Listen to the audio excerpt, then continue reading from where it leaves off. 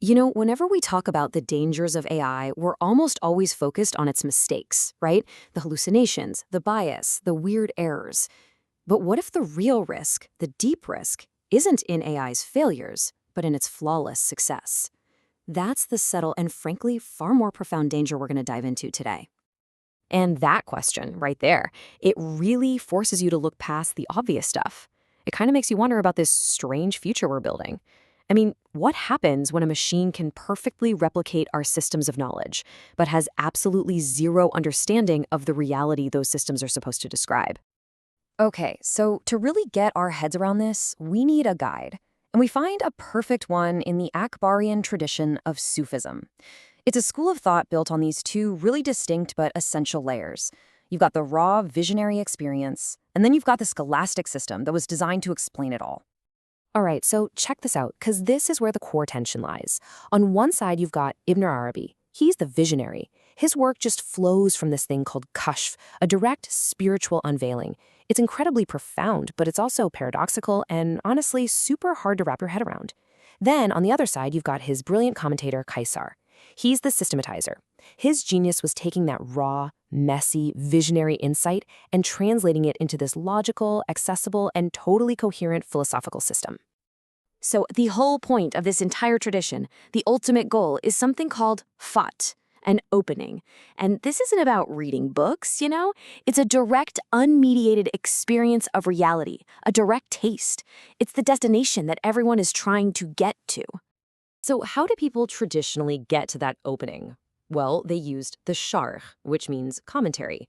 For centuries, students used Qayṣarī's work like this brilliant map, a logical framework designed to guide them through Ibn Arabi's really difficult ideas, all to get them to that final visionary destination. Okay, and this is where things get really interesting for us today, because this whole dynamic, this tension between raw insight and a logical system, is precisely where generative AI crashes the party. So what is a large language model, really?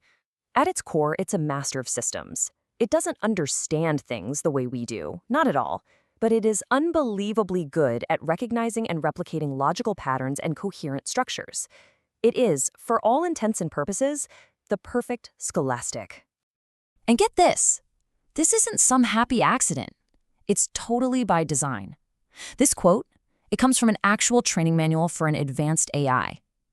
We are explicitly teaching these models to be systematizers, be precise, be consistent, be structured. We are, quite literally, training them to be a perfect Qayṣarī. So here's the bottom line. Creating perfectly structured, smart-sounding text isn't a side effect of AI. That is its entire job. It's being designed to do exactly what the great commentators did, build flawless, logical systems, all while being completely detached from any lived experience. But you might be thinking, wait a minute, a flawless system? Why is that a bad thing? Well, there's a simple metaphor from the Sufi tradition itself that makes the danger crystal clear. Okay, let's break it down.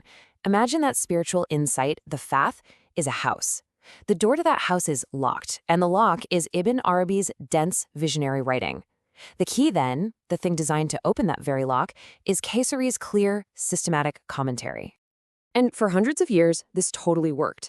A student would study the commentary, the key, but not for its own sake. It was always just a tool. The goal, always, was to use the key to open the lock and get inside the house. The system was just a means to an end.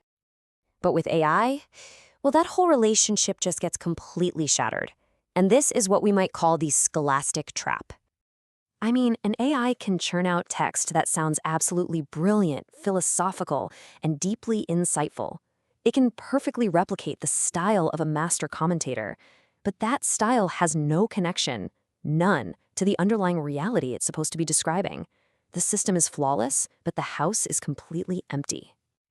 I mean, look at the difference here. It's night and day. A human student uses the key to get inside the house, but the AI, let's call it a Qayṣarī bot, it only masters the key. It can describe the key in perfect detail, it can replicate it, it could probably even design a better one. But it has no awareness of the lock, and it sure doesn't know there's a house.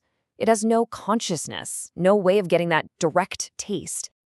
And that really brings us to the core question, doesn't it? The AI can achieve this flawless mastery of the system, the commentary, the sharh, but that mastery is just an end in itself, completely divorced from the visionary opening, the futh, that it was created to explain in the first place.